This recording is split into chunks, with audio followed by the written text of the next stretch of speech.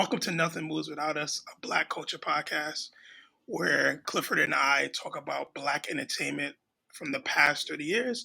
We dive into movies, TV shows, and albums that affected the culture. And we're happy to be back. I'm your host, Thomas. I'm Clifford. Welcome back, man. Nice. Welcome back, brother. How's everything going? How's your week been? Uh, it's been good. Thinking about it, sometimes like the week just kind of flies by. You don't really remember what went on. But this week has been good. I've been doing a lot of writing and editing, so excited about that. How Nice. things on your end? Good, man. Good. Just trying to enjoy this weather. I know out where you are, there's heat waves. Yeah, The heat is it's wild been out like there. it's been like 95 plus this whole week. I mean it's cool. I mean, like, the weather doesn't bother me. I think weather. I only cared about weather when I was in New York because you got to travel, you got to take the bus, you got to wait for the bus, you got to take the train. But out here, I work from home. I go out for like a midday walk. Might go out in early afternoon, go out for a night walk, and the rest of the day I'm in an apartment, like just with the fan on, good. So it doesn't bother me Word. that much. Well, I guess people probably don't even know we're talking about where you are, where you located, Oh where you yeah, at. I'm in Denver. I'm in Denver, Colorado. We've been out here for I guess 3 years now. Yeah, yeah. Nice. And I'm in Philadelphia, so it goes to show you that you can build no matter where you are in the world. Uh, Right, man. That's the generation we're in, man. or technology is taking over. Right, right. But to stay on topic, today we're going to be diving into our first album. So we've done TV show, which was Family Matters. We've done movies, Dear White People, and now we're going to dive into our first albums with an S, Right, albums. right, right. Um, And I'll jump in real quick. yeah, So, usually I think for the most part we'll only do one album. The only reason I suggested 444 and a written testimony together is because earlier this year I was just playing 444 on repeat and just kind of going through it, like really digesting the music. And when the written testimony came out last year, I gave it like two or three spins, and I'm like, "Yo, this shit is whack! Like, like, yo, what is this? Yeah, I didn't get it." But after I listened to 444 again and I went back to written testimony, it all came together. It all came together. So I want to start, I want to start with you, like your early impressions, re-listening to 444 and written testimony, and if there was any kind of connection initially. And then, we'll just kind of flow from there. yeah, I think pretty much how you said it is exactly what I felt as well. I was like, "This shit is trash. Not really my vibe." Trash is a harsh word, man. Trash. This shit is trash. It's just not me. I'm Jay Electronica is cool, but it's not really my cup of tea. But Right. just to give people some insight. 444 is an album that was created by Jay-Z. Um, I think it was his. I'm pretty sure I took. Finally, I'm taking good notes. So I give myself some credit. It came out in June 30th, 2017, and it's actually Jay-Z's 13th studio album, which is crazy. The brother got 13 albums. Right. And so that was 444, and a written testimony came out in 2020, March 2020, and it was by Jay Electronica. But I would say a ton of the features he has on there a lot of it is with Jay-Z. He has a couple other artists on there, but Jay-Z is one of the main features. Anything else you want to add? Um, I think also this in terms of in relation to the podcast, the goal overall is kind of this to focus on albums that are older than 5 years. I think like that 5 year mark kind of culture kind of really shapes and grows within 5 years. So 444 was like that 2017. It's been 5 years. And even though a written testimony came out last year, again, for me, it's just, it's they're connected, man. Like they're connected. So Word. that'll be the only recent album that we do that's within 5 years. Yeah, word. Well, to answer your question, so your question again was what were my initial thoughts on my thoughts re-listening to the album? Right. Yeah, so my eyes opened. I would say from 444, I didn't realize how vulnerable Jay was being. A lot of the music, especially tracks like Family Feud and even 444 itself, there was some deep ass tracks, and I didn't realize how deep they were when I first listened to them, I just was like, ah, this is Jay-Z, it's typical Jay. Um, Right. so I would definitely say there was a lot of vulnerability. It was eye opening, especially listening to or being a huge Jay Z fan, listening to albums like Reasonable Doubt and The Blueprint one, The Blueprint two. Like just seeing his progression and how he's evolved over the years and to this level of vulnerability, and see him as not only a veteran in the game, but as a father, as a husband, as a businessman. Like it just was a different vibe listening to it, knowing that we're going to be doing this podcast. Right. Um, Right. so that was that, and then transitioning to a written testimony.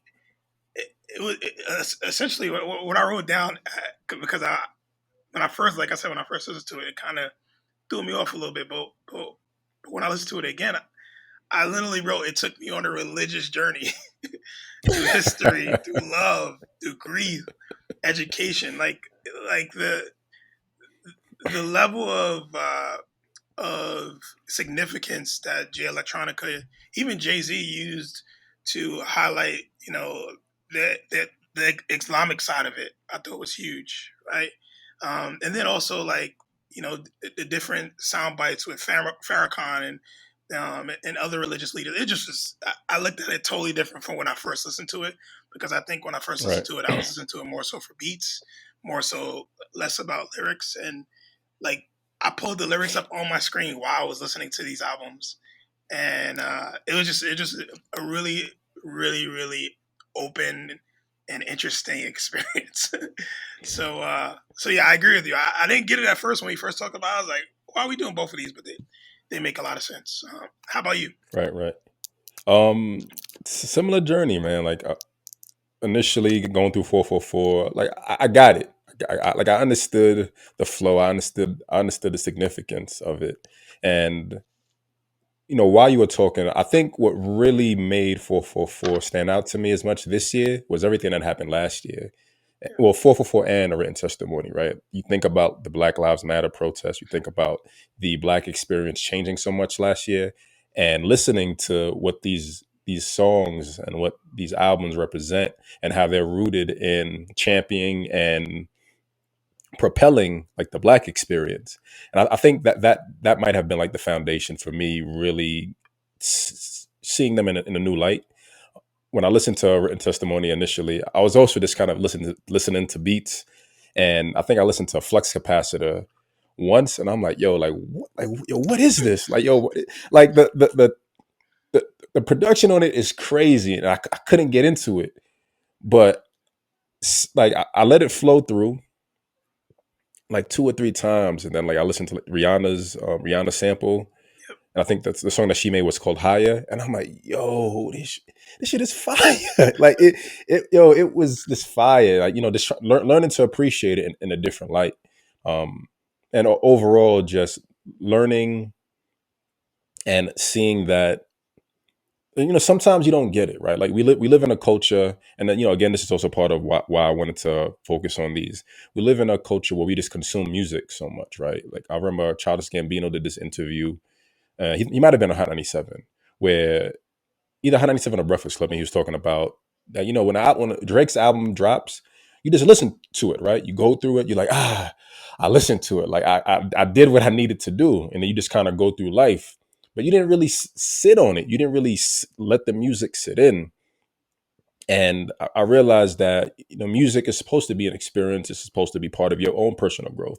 So we listened to it initially when it first came out. We did what we needed to do, but life happened, right? Like I said, the Black Lives Matter and the whole Black experience kind of shifted last year.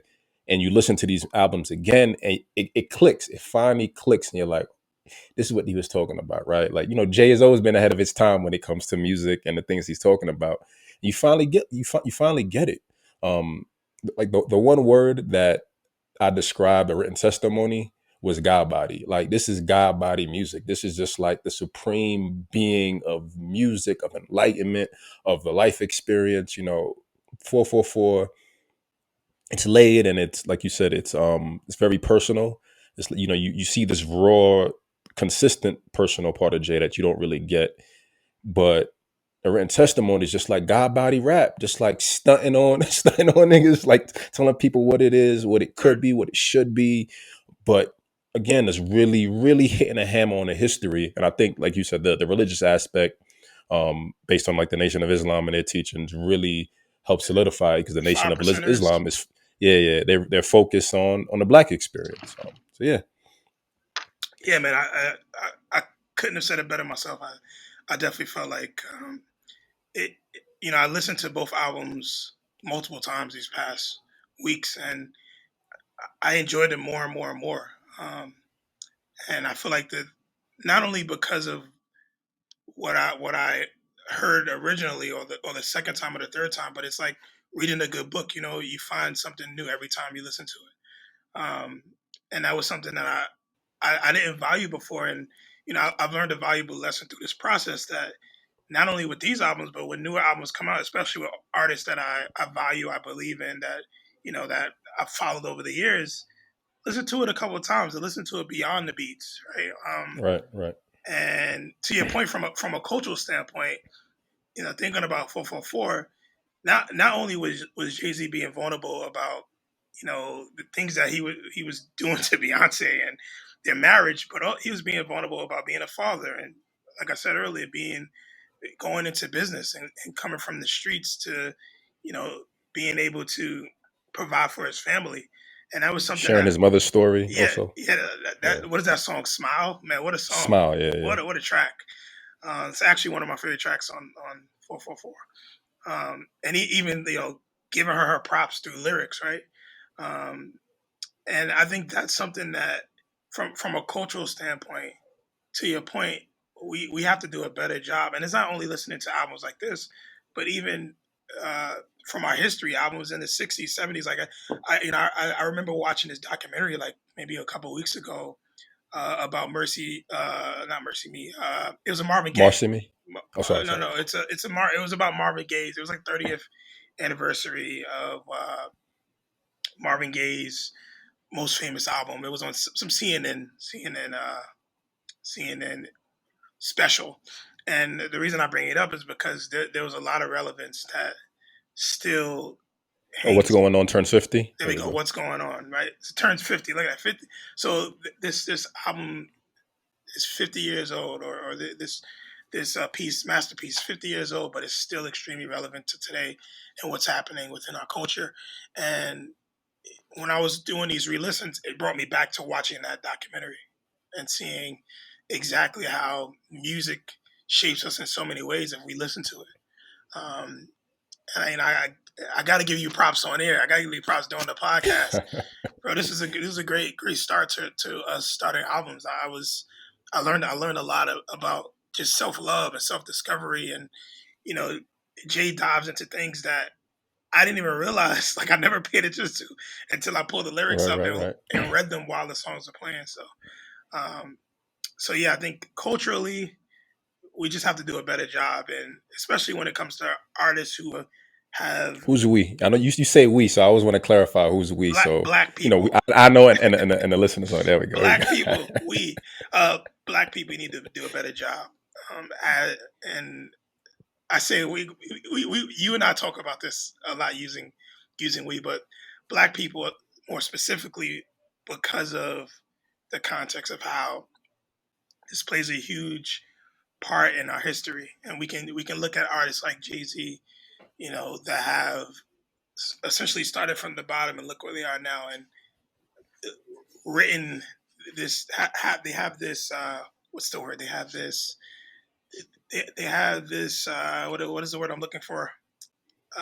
They have this level of music, right? They have all these different types of music, starting from when they started to now, and you just see them evolve. Um, Right. catalog. That's what I'm looking for. They have a catalog Okay. of music that when we first see them, you're like, okay, this is a hood drug dealer. This is your typical artist. Right? Right. Everybody's Right. a hood Right. drug Right. dealer, and then you look at how they've evolved, and you know, I'm just, once again, man, great album choices and good start. So, Appreciate it. um, Yeah. yeah, I mean, I think from what I've heard, I think what's going on was like Marvin's Gaye excuse me, Marvin Gaye's breakthrough album in terms of I don't know why I said like that. Marvin's oh man.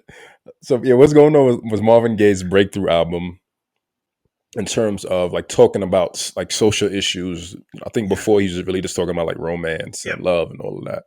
And I like that you brought that up because I feel that 444 is kind of that pivotal moment or a pivotal album when it comes to taking hip hop into another direction. You know, hip hop is a uh, we say hip hop is a culture. I'm from the school of thought of Star, from like Star and Buckwild, who says it isn't a culture, it's a genre, which I definitely kind of agree with. Right, there aren't any parameters, there aren't any leaders. It's just hip hop is as much of a culture as pop culture. Right, it's just in the times and in the moments and whatever is relevant, whatever is being um, shown is what we consume, what we love. But overall, hip hop is music and a culture or genre for young people, right? We look at what the majority of the music that's out now is, and it's it's a bit simplified, right, compared to what we know or what what I like personally, what we're used to. And I think Jay making this album, sh- always showing the growth, always showing how life progresses, always giving you his real and his raw, offering a lot more up, but also educating as always, giving you the history, showing you the potential. It allows you to for me, it shows the potential to kind of keep hip hop ongoing, right? Um, Rappers don't have a long lifespan, right? We don't. I think culturally, hip hop fans don't really appreciate old artists, right? You always want they want the new, they want what's hot, they want what's going to make them dance or whatever's relevant within the culture. But I think there needs to be a room for the older artists talking about continuously sharing the stories about their growth and their life experience and the things they're going about, their family. Because as they've grown and we've watched their success, we're growing too. We should be succeeding, right? Like I shouldn't be listening to Jay-Z all my life and like I feel everything he says, but I'm still like just stuck in life and miserable and unhappy, right? Like I if I respect him and I admire him, I see success and growth. I listen to what he's talking about, then there should be a mutual growth on my own. And he said this. I forgot. I'll look it up in a bit. But he said this in one song. Like they can't see the difference. I think change that. What is it? Where is it? Sorry, caught their eyes. Right. He said, "How can you? Come on. How can you tell Yeah. the difference I between was you and actually them?" I was actually going to bring that particular song up when you were saying that because he calls out the industry and Right. essentially uh, he talks about how the industry is changed and you have you basically have these artists who are all doing the same exact thing. Right. So the line is, y'all body language is all remedial. How could you see the difference between you and I? Right. And that's part of like life's limitations, right? Where you just keep doing the same things over and over again. You aren't learning, you aren't growing, you aren't taking chances. And I think that's a lot of what oppression does to us. And oppression in all aspects, whether it's racial, whether it's gender, whether it's culturally, it keeps you stuck and fearful of wanting to take chances. And I think again, like listening to whoever inspires you, right? Like whoever inspires you, whoever you've been a fan of, whoever you followed for a long period of time, and you've seen their growth. The point of the music, the point of art in general, all art is to inspire, right? Inspire you to have your name wherever you want it, right? Be as relatively important or well known as you want for your own life experience. And I think that's the language and the potential is like, it goes back to what we say about this listening to music just to have the experience versus listening to the music for inspiration and being like there's more, there's so much more to learn, so much more to do. I think that that's what I think it's needed in hip-hop. I think we need older rappers to kind of to keep putting out music that's relevant to their fans that are aging, right? Like I don't want to listen to little baby. I don't want to listen to Lil Yachty. I want to listen to. I'm an adult. Why would I listen to a little kid, little anyone? I don't want to listen. I don't want to listen to Lil Wayne anymore, right? Like, bro, you an adult. I want to listen to adult music. I want to listen to adult rap.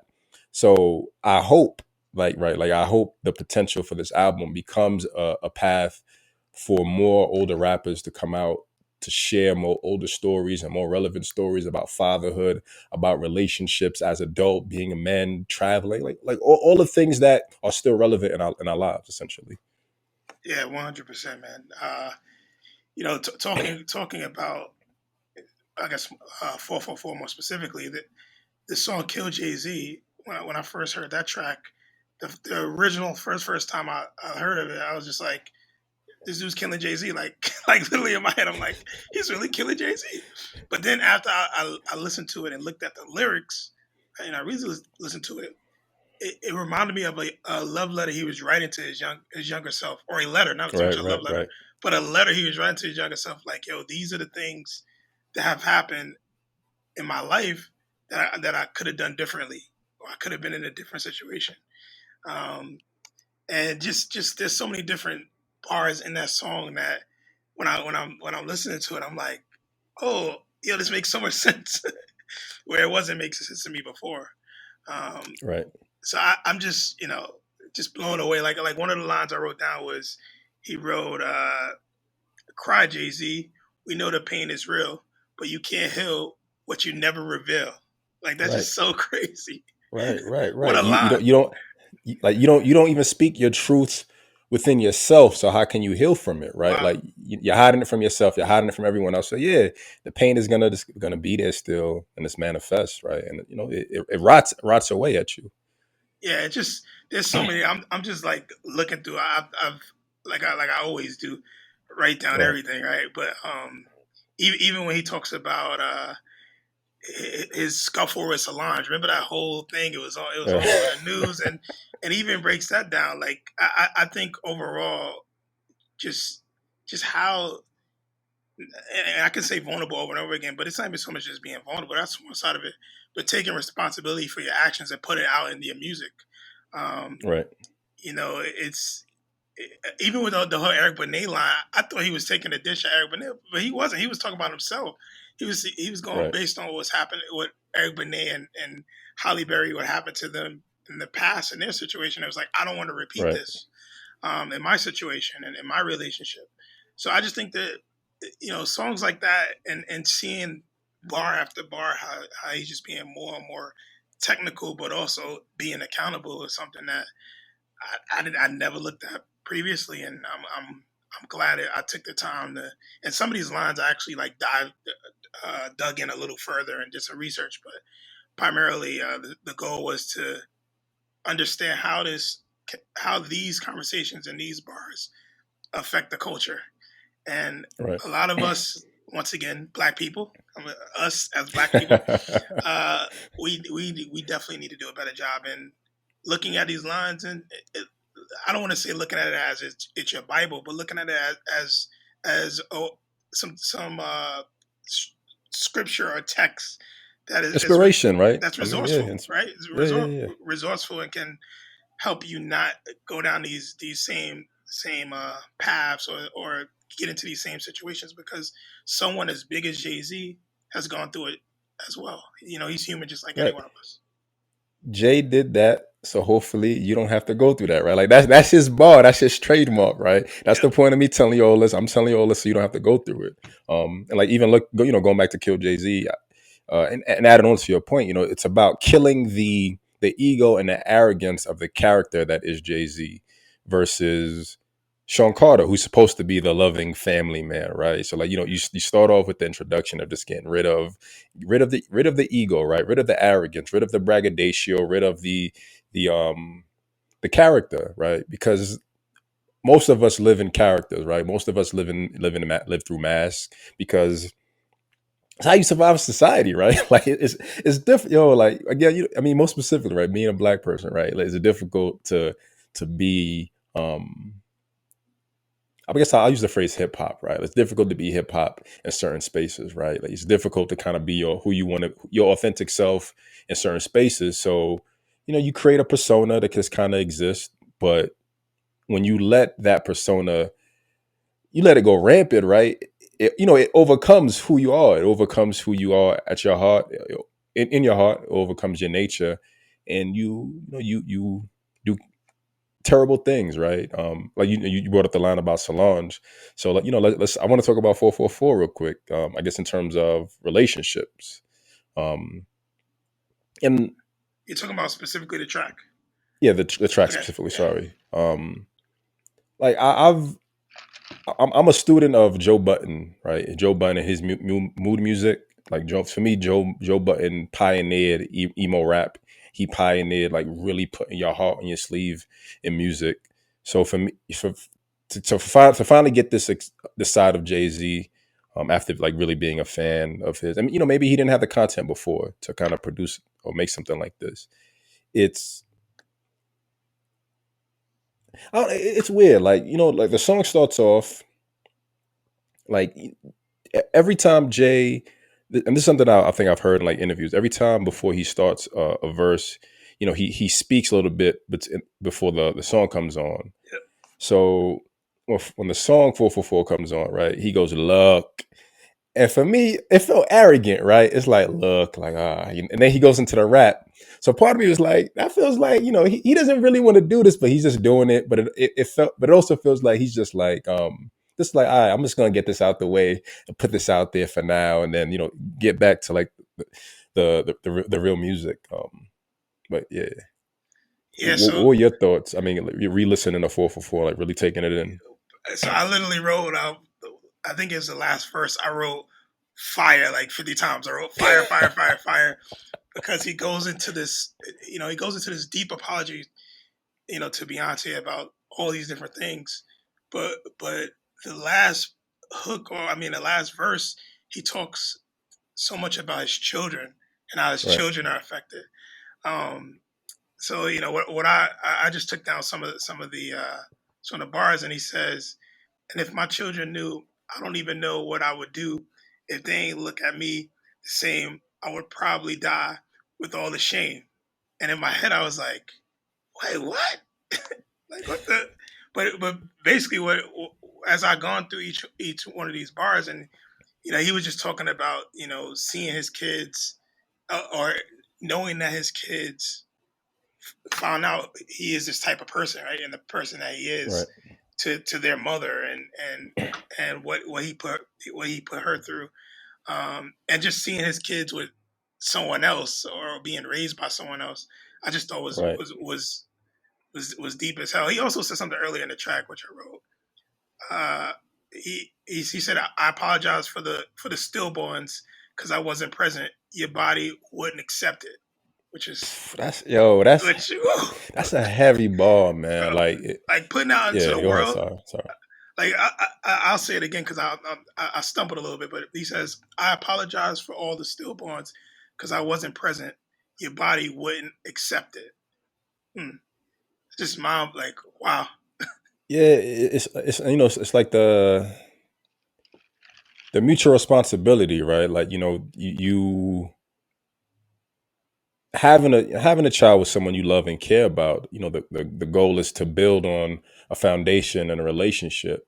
But if the foundation isn't set and you introduce the child, then things can go awry. So I guess on his end, and Beyonce knowing like this isn't right, and this isn't what I want. So the stress wears you out, and miscarriages happen, unfortunately. Yeah, Um, and it just brings me back to some of the personal experiences that I've had. Like I've never probably told you this, but in my life, there was one time I got someone pregnant one time in my life, and unfortunately, she had a miscarriage, and I felt that when he said that, it hit me, right, and it hit me differently than and mind you, bro, I've heard this song 40 times, but I right, never like paid attention to that line, and when I saw that, it reminded me of what her and I went through and how she was affected and how in some ways I was there and I was in my early 20s, but it just made so much sense for me, and And that's why that line really stands out to me as well, because not only is he being vulnerable once again, but he's also putting Beyonce out there and saying, "Hey, I can't put this just on you. This is on me as well. I wasn't Right. there fully, mind, body, and soul. So I like I get it. Like I apologize for that. And I definitely felt that. Yeah, I mean, keeping it a buck, man. I went through a miscarriage also, 20s, I think, mid 20s, and if yo, it fucked me up, honestly, man. Yeah, I mean, granted, like I was already, I've had depression for mad years, and having that add on to it, and me and the girl I was dating at the time, we were having relationship issues, and that was kind of at the brunt end. And I think she told me she missed her period, and she told me she thought she might be pregnant. And like within a week or two, the relationship ended, and then she sent me a text. She's like, "Oh, I had a miscarriage," but like there was no way to console each other because we decided to separate. So, and granted, right, the timing wasn't right, right? Like I understand that the time wasn't right. It wasn't supposed to happen. We were young. We didn't have steady jobs. We were still trying to figure out our lives. But the reality is, right? Like if it fucks you up, man. It because life is life, right? Like you think about the potential and the potential creation and what that child signifies, what it could be, who the child could be, and all the possibilities. And yeah, man, yeah. That's all I got. Yeah, Yeah, man. It's something that was authentic, and to both of our points, we felt it. Right, we felt exactly what he meant. And it made me realize that, and I knew this beforehand, but because I don't be getting excited with celebrities. I think they're human just like everybody else. But I really realized right, how much of a human he was when he shared that line. And he goes on to say in 444, he speaks more so about Blue being raised by someone else, and how that would affect him or his children in general. So, um, but yeah, that track, looked at it totally different from when I first heard it, and right, right. the vulnerability there. And I think a lot of it, of what I like, in terms of like going, being vulnerable and putting it out there. There's also it's a proclamation. I mean, like, this is who I was, right? Like going back to the first track, Kill Jay-Z, right? Like everything prior to you hearing this song was ego based, was selfish, was self-centered, right? You go through the tracks and here's 444. I'm telling you, like I'm putting it all out on the line. And it's like, all right, but that's old me, right? Those were my mistakes. Those are my flaws. I'm a better person now. Like, and like, especially like, you brought up his children, especially going back to his children, right? So yeah, they're going to grow up and they're going to know. Blue Ivy probably knows, his son, Sir. I'm not sure of the twins, the Sir, and I'm not sure of the daughter's name. Rami, Okay. Um, Rumi, or Rumi, I think Rumi, Rumi. like the poet, I believe. Yeah, Rumi like the poet. Yep. Yeah, yeah. And they're gonna find out. But I think all that matters, and I think that's what the focus always needs to be in all of our lives, right? You can always be who you were. We're all gonna make our mistakes. We're all gonna be flawed. We're all gonna do wrong in some type of capacity. But who are you now, right? And who will you be moving forward? And I think that's what really matters. Um, let's go into favorite tracks real quick. Or favorite track. Do you have a one specific track that you really like vibed out to on On 444? 444, not really, man. I have so many that I really dig. Like Smile was big for me. That was a big track for me. Just so Smile was one. Um, uh, there are a couple. Like I wrote down. Marcy Me was big because Right, he was talking about just real Brooklyn, man, and how right, Brooklyn, right, right, how it's evolved. Legacy, you know. I wrote down a bunch, but just to stay on topic. I guess if I had to go one, I would probably say Smile. right, Um, and him allowing his mom to be able to speak her truth was something that really made me emotional, thinking about my relationship with my mother, and not from my mother. She's not bisexual or she's not struggling with her sexuality, but just our relationship and being able to open up. Um, and he talks about, uh, or she talks about in her poem at the end, like living a kind of two separate lives. And actually, he talks about it as well. But when I finished listening to the track, I really felt like they were becoming who they really are, who they're really Right. supposed to be, and that like warmed my heart up, man. What a track! And then obviously having Stevie Wonder, in a hook, Right. Right. you can't beat that. But that was definitely a big track for me. How about you? Um, I liked Higher, but I mean, I'll comment on Smile a little bit. Yeah, I liked the introduction in the first verse is like growing up, right? I think um like LBGT has kind of always been stigmatized when it comes to hip hop, right? Like, that's part of the language that we use in terms of demeaning another man or demeaning a woman, and going back to the idea of growth and um, I guess the potential. And I think there's a reality that hip hop raises black youth. I think that's a reality. So to have so again, someone you've known or followed all these years, not known, someone you follow all these years, right? And have them present this idea of the mother being a lesbian and them being okay with it. I think it warms the heart and opens up the door and potential for a lot of other people who grew up in our generation who aren't as open-minded about just accepting people for who they are. 'Cause, I mean, that song is really just about love, right? Like in the last verse, you talked about his mom's.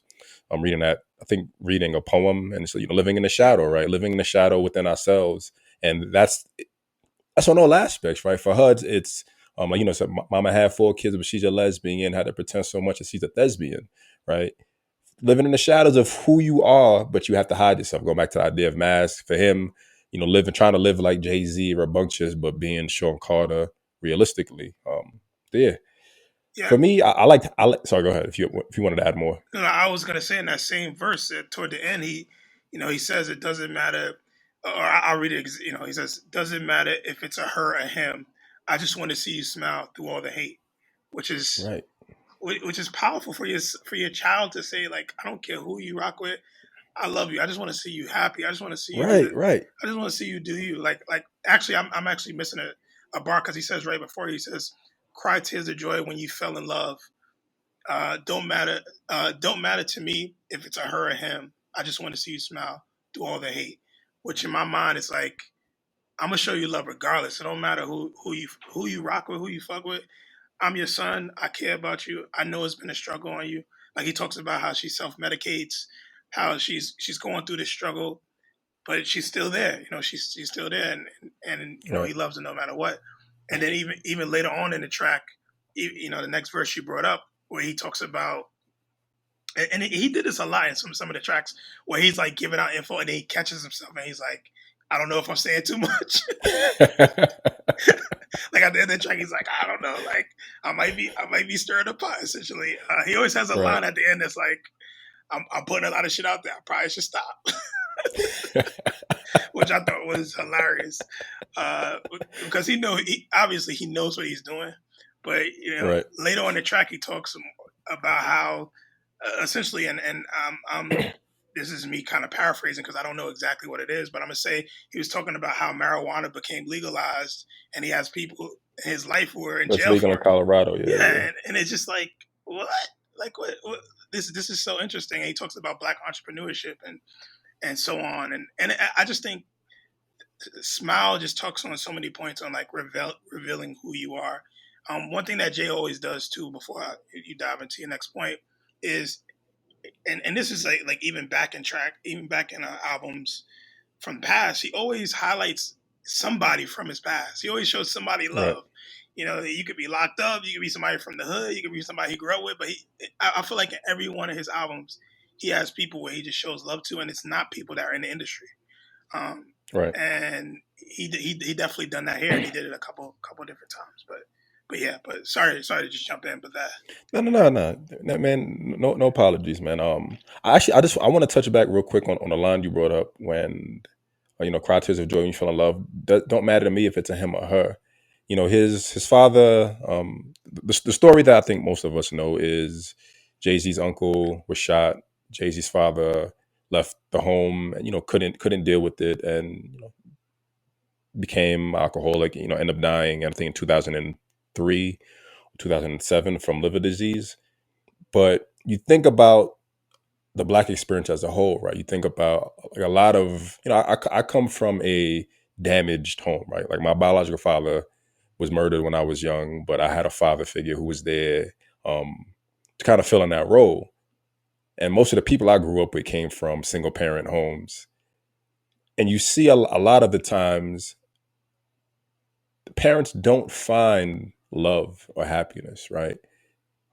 And it's sad. Like as a child, I think you're just kind of going through life. You're trying to find whatever sense. Like my goal, like when we did the clubhouse last week, talking about their white people, I brought up the idea that growing up, I told myself, you know what, I'm gonna just marry. I'm gonna find me a black woman. We're gonna have a beautiful black family, and it's very nuclear, family oriented because it wasn't what I grew up with initially. Um, and I think that becomes like a lot of our goals growing up, like seeing the challenges our parents are going through, seeing that our parents don't have love, uh, don't have I guess the romance or a love partner. yep. So like him saying that, like he cried tears of joy. Like like like imagine like really seeing your parent, your singular parent is finding someone to love and to spend time with, right? And on any level, right? Your sister, your brother, your uncle, anyone you love and care about, seeing them find love and happiness with for someone else, right? That's humbling, man. It's humbling, and it gives you, for me, I use the word faith, but I guess it gives you faith that there's potential out there, but a lot of it is still rooted in smiling and being who you want to be, and not kind of living through that mask, whether it's socially oppressed on you or whether it's just you fronting and going through your ego of being Jay-Z.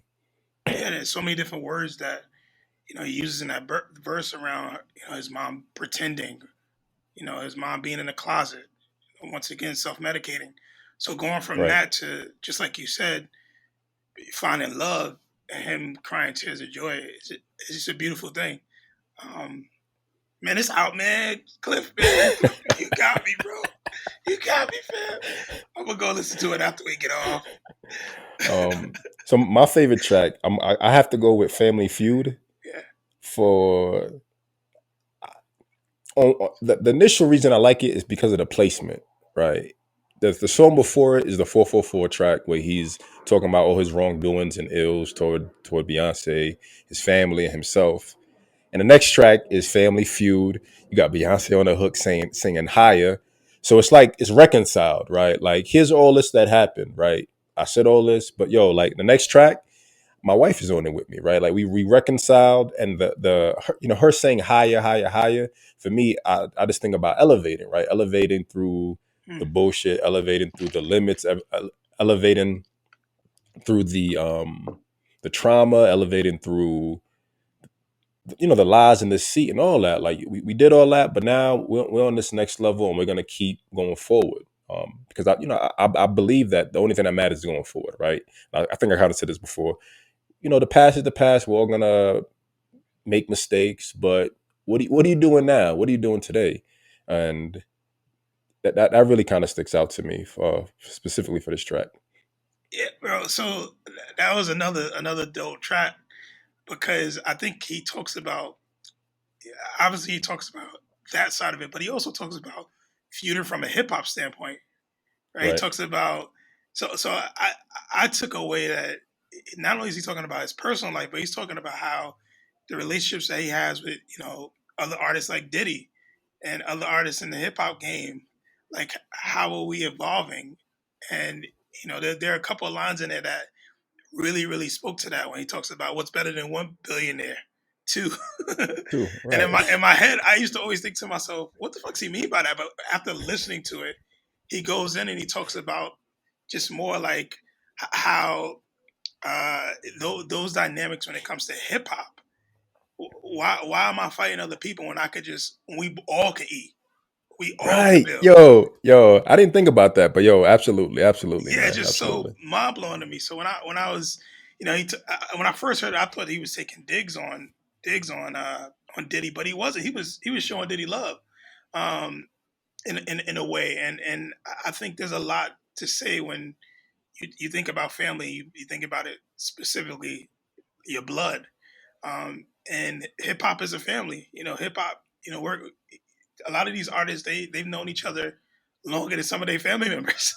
Right, right. Like from the streets and from growing up. And I just thought that was just huge when I fully listened to it and toward the end of the track. I just thought it was huge that he not only brought in his blood family but also his hip hop family. That's a dope perspective. I didn't think about that. But yeah, absolutely, man. I mean, I think that's like you go back to the cliche belief that we're crabs in a bucket, and I say we're, and I feel like it's usually applied to black people. But reality is that there's enough for everyone to eat, right? Like Jeff Bezos, what I mean, how much money does that guy have right now? Several A billion. hundred trillion billion, He might right? be in trillions. So right, and realistically, he doesn't need that, right? But it shows you that there's let's say he lost 10 billion, right? That 10 billion could be spread amongst whoever else fits into whatever allowed him to lose that money, right? Like there's enough room for everyone to eat, but we don't see that because we're conditioned to think that there's only one top spot, right? We always go King of New York, right? Who's the top rapper?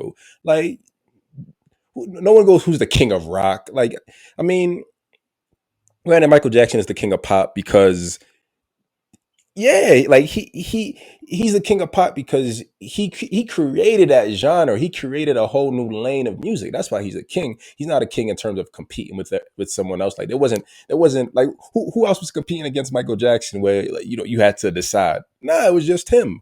But in hip hop, there's just always this competition. It's a competition, and it's rooted in the black experience. I think it's rooted in, um, I guess slavery and all of that, but yeah, there's enough for everyone to eat, man. There's enough for everyone to eat. It's just you gotta work through your shit, man. Yeah, I That's just looked up this particular line in the track. He says, nobody wins when a family feuds. We all screwed because we never had the tools. I'm trying to fix you. I'm trying to get these niggas with no stripes to be official. Y'all think small, I think biggie, which I thought that line was crazy. Y'all think small, I think right. biggie. But then he goes on to say, uh, what's better than a millionaire? Two, I be damned if I drink some Belvedere while Puff got Ciroc. Y'all need to stop.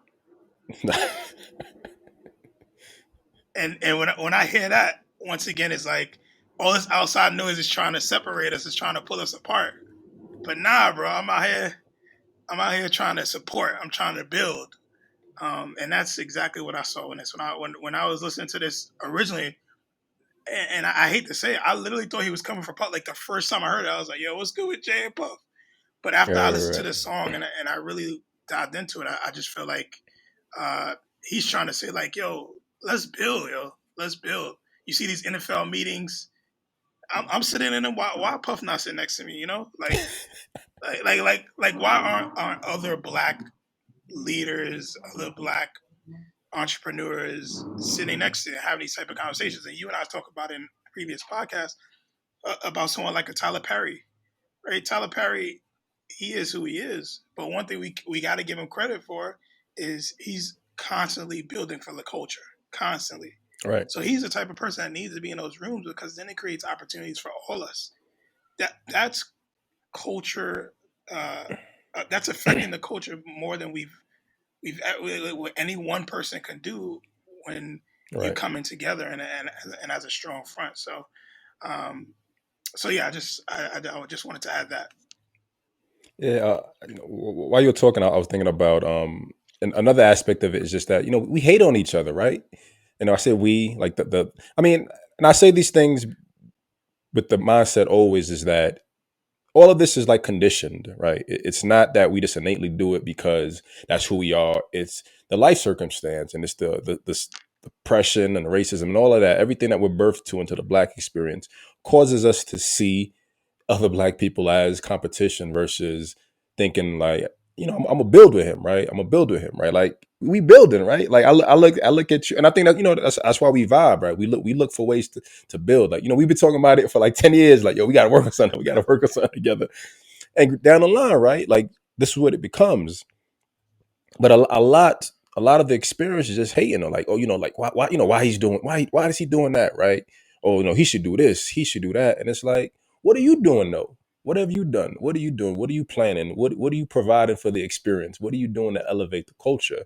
um so like you use the NFL example, right? He's there as a, I mean, like part of, I can admit that I'm biased when it comes to Jay, right? I always see everything he does in good faith. Number one, because he's from Brooklyn, I'm from Brooklyn. There's that innate bias there. But there's another part where like I see his growth and his potential, and I understand that every time he makes a move, it's to benefit him, right? So yeah, again, I use it for inspiration. Like I like, keep making moves, keep having your hands in different jars to get the most out of life, and yeah, get the most out of life as you can while you can, because you never know when someone's gonna take it away from you, right? Um, I lost the thought, but yeah, that was mostly it. Just like every time, do more, right? Do more and invest in yourself more. Look for new ways to innovate, new ways to build for yourself, new ways to collaborate with people, especially other Black people, right? Like there's an issue within the culture, there's an issue within the experience. So why not collaborate? Why not work with people? Why not place yourself in rooms as an authority for Blackness and be like, okay, I see what you've been doing, but it doesn't work because, and these are the reasons why it doesn't work. Like there needs to be, you need these figureheads in these rooms, like to your point, to make decisions that benefit you. Because if it's just, a bunch of white men, a bunch of white people, a bunch of white women, you lose out on the opportunity to bring more culture, more identity, and more innovation into different fields, I think. Once again, 100%. I think some of what you just shared is a lot that's in the story of OJ. Like Yeah, yeah, he talks about the house nigga versus the field nigga, right? And how it even right. it even starts off with him, saying, "I'm not black, I'm OJ," and he's like, "Okay, Okay. you're Yeah. still a I'm nigga." not a, I'm not a, I'm not a, I'm not a nigga. I'm a house nigga. You still a nigga though. Like, Like yeah, you a nigga's a nigga, man, nigga. right? So I think to your point, I like that. I to your like that. point, like I, what better person to be in a room than someone who's experienced this? Not only being in the room, but also being able to share perspective that these other white people or other people that are in this position of power have never gone through, have never experienced, and to have someone in the room that's gone through this, someone in the room that can speak to it. What better? That's just creating lanes for us, right?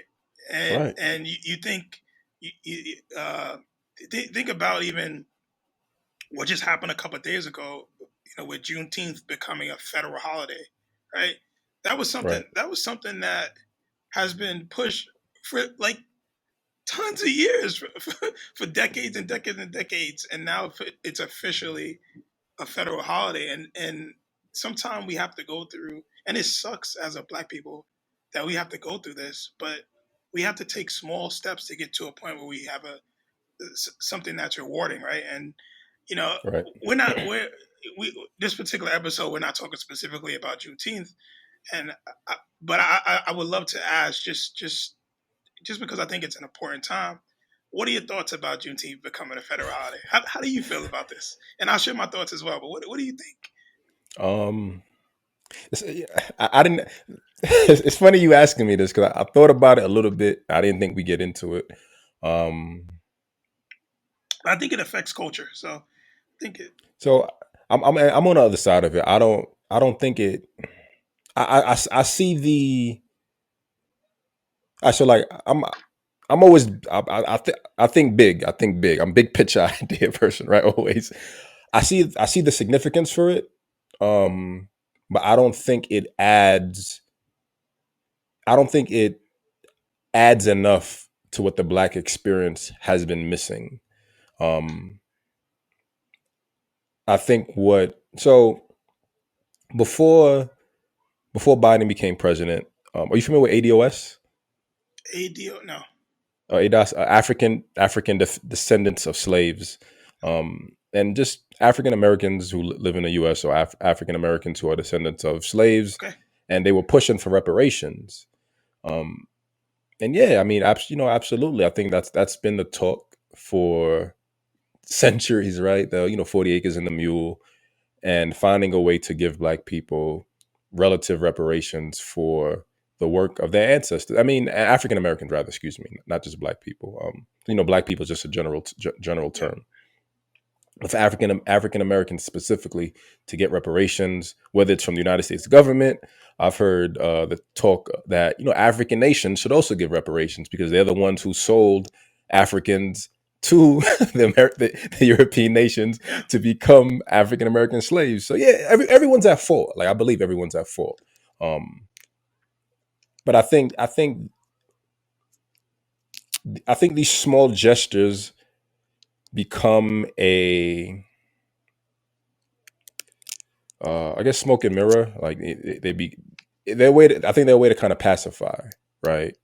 You look at the events of you look again going back to like last year. You look at the the movement, right? Not the organization. But you look at the Black Lives Matter It's a movement, whole nother and episode. you look right, and you look at the progress. You see the growth. You see what's come out of it, right? Like there's so much fire. There's so much fire in the black experience now, right? There's so much fire underneath um just a lot of I mean mostly African Americans, black people in America. And like last week when we did the clubhouse, we had a black guy from Italy telling us I forget his name. If you remember, please add it. Aiden I believe. Yeah, Aiden. was it Aiden? Yep, that's Yeah, and correct. he told us that what we do in America as black people is seen throughout the world, and it inspires other black people in different countries. It makes them feel good to know that black people in America are progressing and fighting for what it is. So we talked about responsibility. There's I believe in a cultural and a social responsibility to an extent, but I think there are more important things to signify, more important things to push for just a holiday. And I don't mean just a holiday to kind of remove the experience from anyone. Like I'm a Haitian, like I said, I'm a Haitian American. I wouldn't be here if it wasn't for the sacrifices of African Americans in this country. I'm grateful for that, man. I'm forever grateful for that. But I also have a different perspective on like potential, and granted, I should be worrying about Haiti, right? I should be, I'm talking about the African American experience here, but look how Haiti is. But Yeah. I'm here, and I'm part of it. I want my children to be part of it, so I'm going to, I'm going to be objective, and I want to be in a space where the policies or the growth that we're creating for the black experience benefits everyone. Again, looking at big picture ideas and also doing some type of work for Haiti. Yeah. So yeah, I know that was a bit, No, no, but that was good, man. what's on your perspective I appreciate you for sharing. Juneteenth? I'm a little cynical, as you know, with these things. So I can't lie. I gotta be real, and I like that. I like that. because I am. I'm just the type of guy that I think it's nice that the government gave us a day, but and Juneteenth represents what it represents for slavery and for the end of slavery. Specifically, it doesn't represent the end of slavery, but it ends like I guess the official end of slavery. Like the awareness, the collective Like awareness that it made it to the entire country. right. As far as the end of slavery, and then you think about back in those days, they didn't have cell phones, they didn't have, the mailman wasn't delivering, so it took a little while to get down to Texas. But I bet even if there was like mail, still, it right? take Like like or they would throw the mail away. They're like, I don't want them to know that they free. Like I'm gonna throw it in the garbage, suppressing right? us, yeah. But Right, right. but quite honestly, and I hate to be this guy, but black people still dying. Cops still killing black people. Um, it bothers me because you and I talk about every time you and I talk about black people being killed in America, no matter what happens in the NBA and the NFL, I always end our conversation with black people still dying. And I think that instead of a federal holiday, there should be more legislation. There should be more focused on policing. And these things are happening, but they're happening at such a slow pace. Um, and that's just how I feel about it. Like I think that it's cool to have a federal holiday that gives us back some some some awareness, or spreads awareness to people that are not familiar with uh, of what we've gone through as a people. But Right. black people still getting shot and killed. And don't get me wrong, even if there was legislation, even if there was policy, black people still be getting shot and killed. So I don't want to say that it's going to stop, but I think if there was more focus on it, if there was more, uh, if the president got on TV and signed a bill, and signed a bill saying that if an officer kills a black person that's unarmed, they're going to prison. Trust me, that that'll change some shit. Um, you and I have talked about athletes and their responsibility and some of the things that they do. Wearing shirts, putting Black Lives Matter on the court. Okay, like that's kind of how I feel about this Juneteenth. Like, okay, cool. Performative, right? Yeah, it's just to Yeah, yeah, yeah. give us give us something to just hone on and not worry about the big picture. Um, but to your point, I am very thankful, and we talked about it during the clubhouse and around what I feel my social responsibility is, and and I said I don't really feel like I have a responsibility, but then I feel like I kind of wishy washed it because essentially I do based on how I live, right? Based on I peeped. I yeah, peeped. so I kind of took both sides, which I realized later on, like yes, I have a social responsibility, even though I may not look at it as the responsibility. It's just my life, how I live my life. It's Right. so yeah, I just think that I appreciate President Biden and creating this awareness, but black people need to stop being killed, especially innocent black people or unarmed black people need to be stopped killed by the hands of these police out here. And when he signs that bill, let me know, and I'll be at the I'll be Right. at the White House waiting. That's the bill I need to see. And that's just me personally, but hey, I'm thankful. I mean, I also think, like, to your point, to what you said in the clubhouse, I think, well, like, I saw it as you viewing the work that you do as not making it rooted in blackness, right? Like, you think about, which I definitely agree, right? I guess hypocritically on mine, like, like I made the Black Excellence calendar, even though it doesn't need to be that, right? Like, it doesn't need to be black owned, right? It just needs to be like, this is a business, right? Like, it doesn't need every time you add the emphasis of something being black. I think we talked about this. It takes away value from it, because on its own, it's just another store. But I have to add that it's black to add additional value. I mean, maybe that's how it felt initially, and maybe now I think it's more so a way to, I guess, recognize things so that you're able to get more support. So yeah, I guess that's part of the updated perspective. But yeah, like, I think you just do what you do, and I think naturally, you being a black person will naturally inspire other black people to do it. Right? Like, Yeah, date while you wait isn't black date while you wait. Black guy does a date while you wait. It's just a date while you wait, and it's, people watch it and they're like, yo, like, this is this black guy doing a show. I'm not used to seeing that, and that's just this innate, natural inspiration. I think that kind of feeds that. Yeah. yeah, So and I mean, I totally get it. nobody can take that away from you. Like who you are, nobody, no matter what happens in your life, nobody can CGI you from black to white. Like it just doesn't. That, life doesn't work that way, right? And I think Right, right, right. how you carry yourself and how the energy you put out into the world from culture to to family. How do you do it? Like, we're sitting here dissecting albums by artists who put out this body of work for a reason, and we're dissecting it. Right. Nobody can take that. Nobody can be like, well, Jay-Z's white, like, or Jay-Z don't understand the black experience. They can say that all they want. Like, it just doesn't Right. work that way. And that's something that I'm really, I take a lot of pride in, because I think at the end of the day, no matter what I do, I'm an example. Um, and and that example is only led by what I continue to do as I build my life, build my family, build my Right. culture, build my history and legacy, and so on. So you're spot on.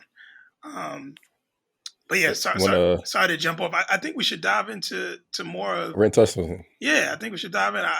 Yeah. I guess you know a little bit more about the album than me. What it sounds? Do you have a question you want to ask, or you just want to dive in? I should real quick. I Yeah, forgot that 444 is fully 13 tracks. There's Adness, and I think they're only on Tidal yeah, on Jay Z's platforms. yeah. Like I have Spotify, so I totally forgot. It's Adness. There's Blues Freestyle, which is a song that I love. Like I love when I heard it initially. So I gotta find it and listen to it again. And there's Many Faced God. But I mean, maybe we'll talk about it in the clubhouse next week. Yeah, I A haven't. written test. Go ahead. Sorry. I'm not gonna say I didn't get a chance to listen to the three tracks either, because I don't have title either. So Yeah. I'll find the They're best also support. they're on YouTube also. Yeah. I think he did videos for every song or majority, but I know those three definitely have videos for them. Cool. Um, a written testimony, man. Like, Jay Electronica, man. It's what is it? Exhibit C. When it's been a while, man. Like we as a collective, I think like the hip hop fans have been waiting for some heat from Jay Electronica for years and years and years. And when this album first came out, like me listening to it, I didn't get it. Like I heard Jay-Z on the first track, excuse me, on Ghost of Soldier Slim. I was like, cool. Like, he got a feature from Jay. Like, anytime you see someone get a feature from Jay, like, like this person's official. They made it. All right. The next song, Jay was on it. And then the next one. And I'm like, what is like, yo, what is this? What is this? So Jay's on 8 out of 10 songs. One is the overwhelming event, which is the intro with Honorable Minister Louis Farrakhan speaking, and then Fruit of Spirit is just Jay Electronica on its own. I don't, like I said, man, it's just God mighty rap. It's just God mighty rap. Like it's a very nice pivot from 444. Like we get the solemn, and granted 444 has like Bam, which is high energy, and there's Jay still shit talking, but this is just like a different level of it, man. Just a different level of it. Jay raps, and I think it's The Binding. He said, I listen, I named my son Sir, so you got to call my son Sir. That boy already knighted. He ain't even out his rumper. And it's like, damn, like, yeah, like I felt the way, right? Like if I see this little kid, I got to call him Sir. Like he's sonning me, right? Like, and that's part of what I've always loved about Jay as an artist, right? There's the education, there's a lesson, there's a rap, but he's gonna son you and disrespect you to let you know that he's better than you, and every right, and he should feel that way, right? Like he in Flux Capacitor, he rapped, why should I not have a watch like a Saudi prince? And it's like, yeah, like you've worked hard, you deserve a bezeled out watch like a Saudi prince. So like I listen, I think realistically, I didn't tune in. I didn't tune in that much to Jay Electronica's verses. I think The Binding was the only one that I really liked when he flowed. When I look inside the mirror, all I see is Mars. No, hold on, let me find it real quick. If you want to add anything, go ahead while I look this up. Yeah, as I said earlier, it was a religious journey for me. It was real spiritual. I thought there was a lot that Jay Electronica said that I didn't quite understand, because I'm not familiar with you know Islam and that faith. But I wanted to to. I literally wrote it down. I was like, I need to look into this. So it was like an Right. education for me in one way, and some of the things that he was saying, it reminded me a lot of how Jay was sharing some of his journey on 444.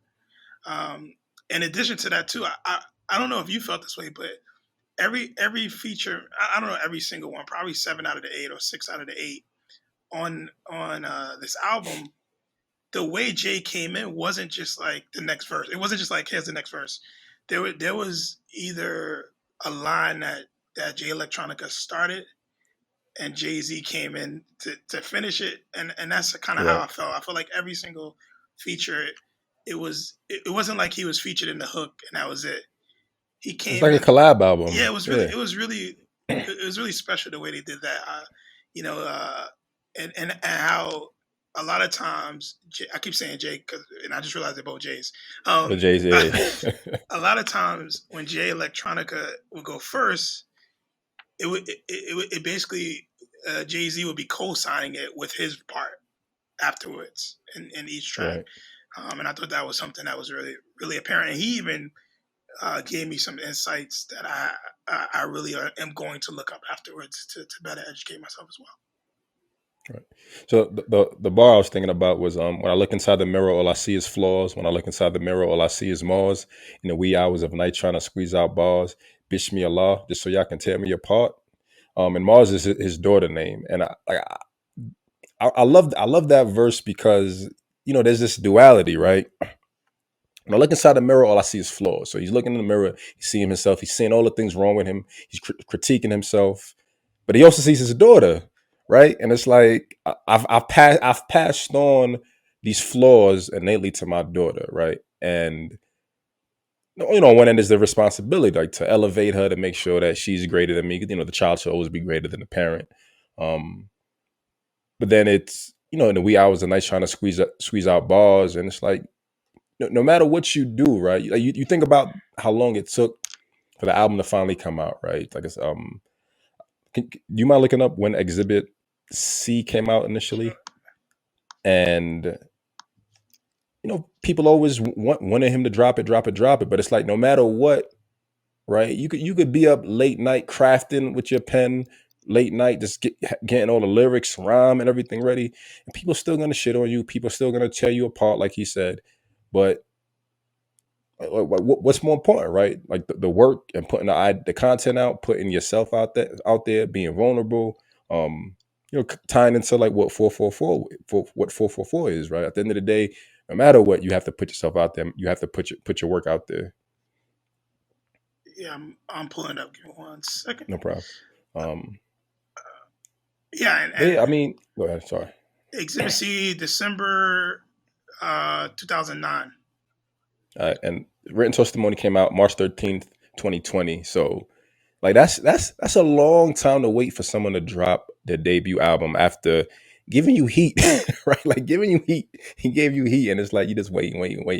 And we don't know the in between reason, right? Maybe it's self doubt, maybe it's insecurities, right? Like he talked about what he said.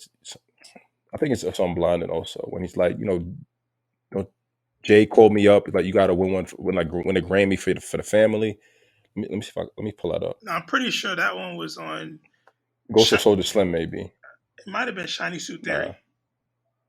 Yeah, you might be right. Because Shiny Suit Theory, he was talking about how he has to do basically get his flowers. A lot of people are telling him to get his flowers. Yeah.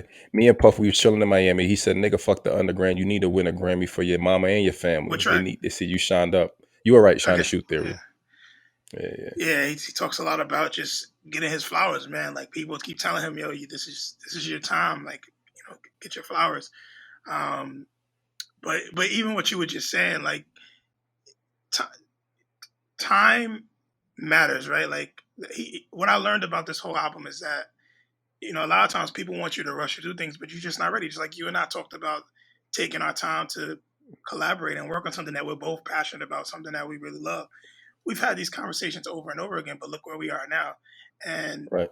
Allowing time to manifest to when we're ready to do what we do. And I think I think at first, like we were saying, I didn't really understand the album, but as I dissected it, I realized that it's a great piece of. This is a classic piece of work.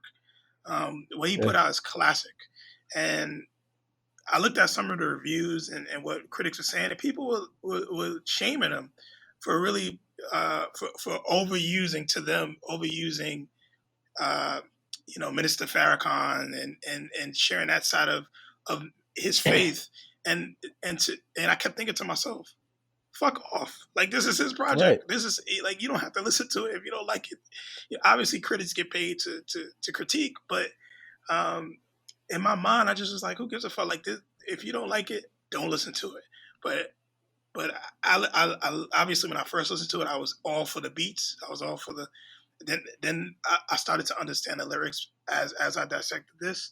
Um, and once again, man, you bring up great points. Like, yes, it took him 11 years, 10 years to come out with another album, but I'm sure he is, and I've read some stuff about him just being this is what he wanted to put out.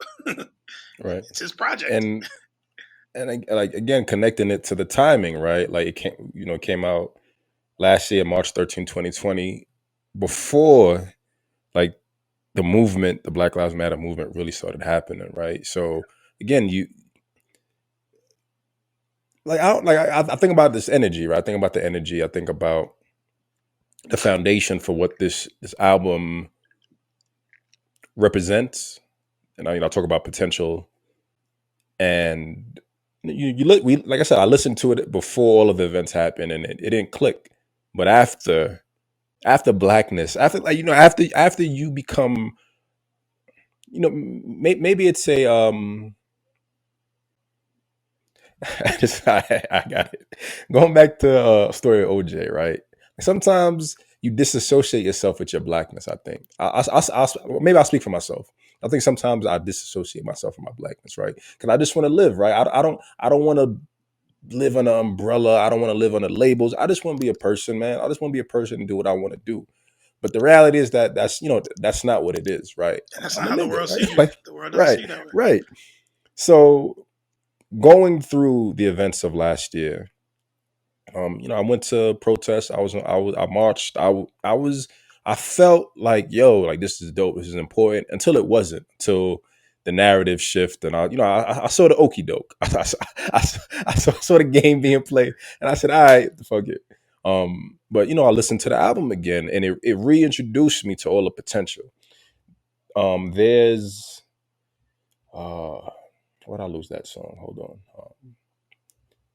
I think Never Ending Story. I mean, I'll just go into my favorite track, Yeah. Never Ending Story. Well, one of them. I got a few. Never Ending Story. Jay's second verse, or Jay's verse, actually, excuse me. But it's the second verse from the song. And he's rapping about just, he said, all right, I'm a miracle born with imperial features. I'm a page turner, sage burner, Santeria. And when I listened to that first bar, that first half bar, I'm a miracle born with imperial features. I thought about like the three layers to it, right? There's I'm a miracle born with imperial features. There's him talking about himself being Jay-Z, born with imperial features.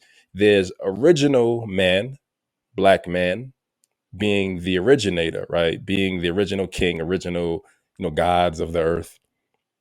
But there's also just like the human aspect, right? Humanity within itself is a miracle, right? Miracles are just like, I didn't expect this shit to happen, but it happened. But here we are as humans living. And I felt that. I felt that. Later on, he talks about, white Jesus, right? He says, they'll cut off the nose despite their face. They'll steal your Jesus. I can't tell had he white. That blue-eyed version is make believe stuff. She throw me out the house to say, ye deliver us from this heathen. I say that to Miss Tina to sneeze at son per photic reflex. They both had straightening combs. Little did they know I hold the heat next. And that's just, talking about, they made Jesus white. And then he's trying to educate these black women and be like, yo, Jesus wasn't white. So they kick him out the house. And they say, God, deliver us from the evil of this man. But then he touches on the fact that they straightened their hair up, right? To fit into what white acceptance is, the stereotypical whiteness, which isn't, I mean, that's a layered perspective. But he ends it saying, "I'll hold the heat up," and neither of us, neither tool can be used to fix our defects. So on their end, straight in their head, thinks that that'll allow them to be accepted in the whiteness. On his end, he thinks using a gun for whatever purpose is gonna change being a nigga. Like Yep. it's not. Like there's so much more to it, man. And like and that's every track. Every track is like this. That's the Yep. thing. Every track is like this laid perspective on blackness, the duality, the limitations, the history. Yo, like yeah. It's gritty. It's gritty. Yeah, Uh, man. I like that word. It's gritty. It's gritty. Yeah. yeah. So what popped into my head too is I had two tracks that really stood out to me. I can't remember the name of the last track. I don't know why it's slipping my head now because I had it in my head. But the first one was Ghost of Soldier Slim, Right. and I literally wrote down the track represents the warning. Like it was like the warning. When I listened to that whole track, it was like, yo, this is the warning. I'm letting y'all know. So get your shit together.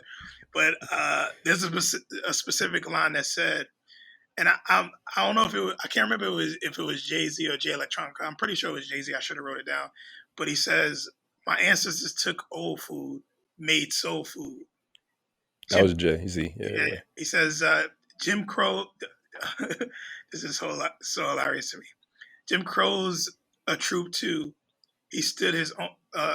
He stole his own music. That's the blood that goes through me. So if you assume Wait, it, wait. I just want to correct it. yeah, Jim Crow's a troll too. He stole the soul music. Jim Crow's a troll too. He stole the soul. That's actually what I did not write. Okay. So that's good that you corrected me. Uh, that's the blood that goes through me. So if you assume it, I can never sell my soul. And so they sold their soul to me. And in my mind, when I heard that, I was like, "This is the warning. Like literally, Right. this is the warning that Jay is giving out, saying, yo, this is my ancestors were in a situation where they were given this, and this is what they created, just based off of everything that was going on in those times. Right. And now look at me, right now look where I'm at."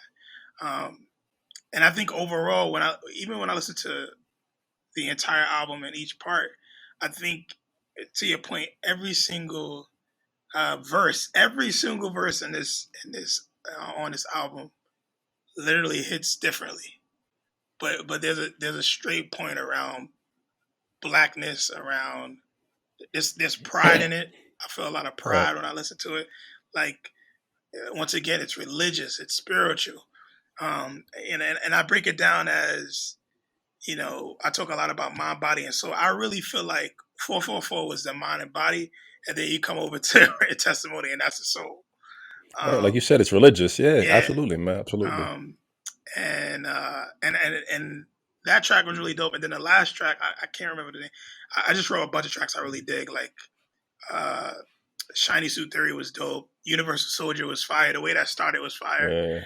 Yeah. Yeah. But I don't know what the last track is. Let me take a look. Do you have the track list up? I have it up. Yeah. What was the last track? Um, the last track is Uh, APIBTA. yeah. So that track was hands down my favorite. I actually like saved it when I first heard it, and it just talks a lot about grief and losing someone and seeing them again. Right. So then I had to do a little bit of research because I was already into it, and come to find out that track was actually written the day that Kobe passed, the night that Kobe Wow. passed. I didn't Um, know that. which is a crazy has a crazy backstory to it, but um, both Jays recorded that track the night Kobe and his daughter Gigi, and I believe it was nine other people passed away in a helicopter crash. Um, and he talks a lot about grief and seeing people again, and talking about his mom, something more so Jay Electronica. And I don't know what it was about that track, but that was when I originally heard the album. That was the track that I saved out of all the tracks. So um, It's it's yeah, interesting. Like for me, I didn't like that track that much. And I think maybe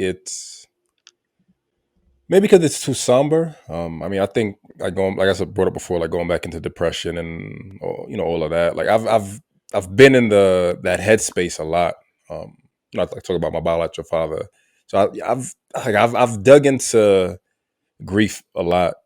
So I think for me, I'm in this space where I'm mostly focused on this like optimistic energy, not being disconnected from like the reality of how life plays out, but just more connected to like the potential. Like like what do I need to do? Like how do I fix things, and how do I kind of play my part? But I guess knowing that it'll give me more time to re-listen to it. Maybe when we do the clubhouse, maybe I'll have a new perspective to share on it. Yeah, and I think that's the beauty about being an individual, right? What I see in the track and what you see in the track is different. This is why we Right. have these conversations and how they affect us. And some of the tracks, or not even just tracks, but any media that we look at are gonna want are gonna lead us to go investigate and learn more. And the other ones where we're like, oh, this shit's cool, it's all right. Right. Right. Um, and that stood out to me because the hook is what really got me with it. Like I got numbers in my phone that would never ring again. It hit me Right. because I have texts. Like my one of my favorite aunts passed away like 4 or 5 years ago, and I still have the text in my phone. I still have her Wow. text. I still got her voicemails. Like I refuse to delete it, and it will always be that way. I save them just in case something happens to my phone because they brought me so much value. And so when I read that, it hit me differently than it might hit you because you didn't have that type of experience. So I understood it a little bit different. Um, Right. and like I said, that's the beauty in us having our own experiences when it comes to what we consume and what it means to us and how we value it. So yeah, I really love the track, and like I said, this album overall, when I first heard it, was like I said, I got to stick to it. It was trash to me. I was like, this is I don't really trash. I listened to like 4 tracks. I was Right. like, Right. Right. But now listening to it, I gotta apologize. Jay Electronica, I apologize. This is Thomas, I apologize. So this This is Thomas. I apologize. this is a classic. I'm I am a huge fan. This is a classic. I gotta thank Clifford for putting me on. Thank you, because I was when he first said it, I was like, why? I gotta be like, why? So, When he first like, yo, we should do this track. I mean, we should do this album. But I've learned a lot, and I'm inspired to go and learn more about what I've been listening to, and obviously listen to it again. right. I guess my last point, kind of tying into what you just said about music hitting differently. So, like, I brought up the other 3 tracks that aren't on Spotify, and Adness being one of them, which is about him and his father. So, are you familiar with? I mean, you've listened to the Dynasty, Rockla Yeah, Familia, right? So, like the last album with him and Beanie Siegel, "Where Have You Been," where he's just him and Beanie Siegel just rapping about their pops. Like that was the first like real raw rap song that I heard about just like emotion to a father. And yeah, I used to have that song and this on repeat, repeat, repeat. And granted the lyrics weren't directly connected to my experience, but like just the pain was always there. So it's funny thinking about, not funny, but just thinking about, had I remembered Adness and played it, I probably would have went on like an hour long talk about, yo, Adness is my favorite track because this and this and this. But you connect it with, I guess maybe was a all praises APIDTA, which is all praises due to Allah. Since it's more general, I didn't feel that connected to it. But since Adness and like, where have you been are very specific, and like that's my rooted experience. That's why I kind of felt. I think that's maybe why I felt more connected to it. yeah, Um, one hundred yeah. percent. Um, Any final thoughts or comments you want to add before we close out? nah, man, this is a great episode. This, This is this is dope. this good call on the track on the album because I when I said 444, you're like, yo, we gotta dive into a written testimony. Um, and I'm just excited, as I like to say every episode. I'm excited for our next episode. Me too, man. So next week every Friday after we do an episode, we do a clubhouse. Well, no, sorry. Yeah, next week we're doing a clubhouse for this. Next Friday, we usually do it around 6 p.m. EST Yep. for you. Yeah. And you can join our club. It's called Nothing Moves Without Us, a Black Culture podcast. And after that, we're doing a different world, right? We're doing a TV I think series, a that's different next. world. Yeah, man, it's gonna be Yeah, exciting. man. Whew. Yeah, it'll be interesting to watch it again as an adult, different perspective, college years, having gone through college. It'll be fun, man. It'll be fun. Yeah, yeah, good job today. And I just want to show you love, bro. Give you love for obviously you and I we have these conversations off air, offline, but you know being vulnerable in this right and sharing our experiences, especially with dating and growing up and becoming men. This is something that you know that this is real shit for us. We're not Right, this ain't no we're not sugarcoating this. This right, podcast right, is right. is something that we take very serious. I really appreciate you being open and sharing your experience, and even with, like I said, with your dating and losing someone dear to you in some of your relationships. Like that's huge. So thank you Right. for that. Oh, definitely, man. I mean, honestly, I think you kind of set the tone because you initiate. I know we piggybacking off of each other, right? Like, I'm giving you props, you giving me props and all that, but you like you kind of set the tone when you shared your relationship story, and sometimes we need that, right? Like sometimes we kind of hide out because like you might have a story, you might not want to share it, but you being vulnerable and open about it allows me to kind of share, and I'll take it as far as I need to in terms of being vulnerable and open, and yeah, I think that's what it needs to be, right? Like that's us connecting our real life experiences with these stories and how to influence them. So grateful for you, man. Grateful for us always getting on this mic and this these weird conversations we end up having, man. Uh, It's like these dope perspectives and tangents. Yeah, yeah. All right. You got anything else? Nah, that's it, All man. right. Let's wrap up. We'll leave it there. So you can follow us. So then we're gonna wrap it up here. But you can follow us on IG and I guess follow Cliff. Where can they find you? Let's start with you. Where can they find you, Cliff?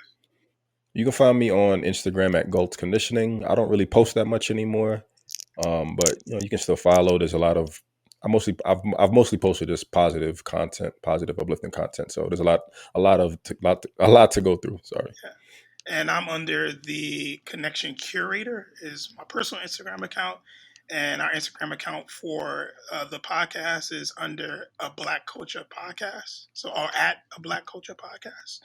Um, and Real quick, if yeah, you're listening on our YouTube channel is Nothing Moves Without Us, a Black Culture Podcast. You can find us on YouTube there also. we Or just are look at the banner. That'll be underneath. we are also on YouTube. So if you want to see these lovely faces, take a look at our YouTube and these smiles. So yeah, and yeah, that concludes our episode 4 of the Nothing Moves Without Us podcast, a Black Culture Podcast. And we appreciate you guys. Until next time. Peace.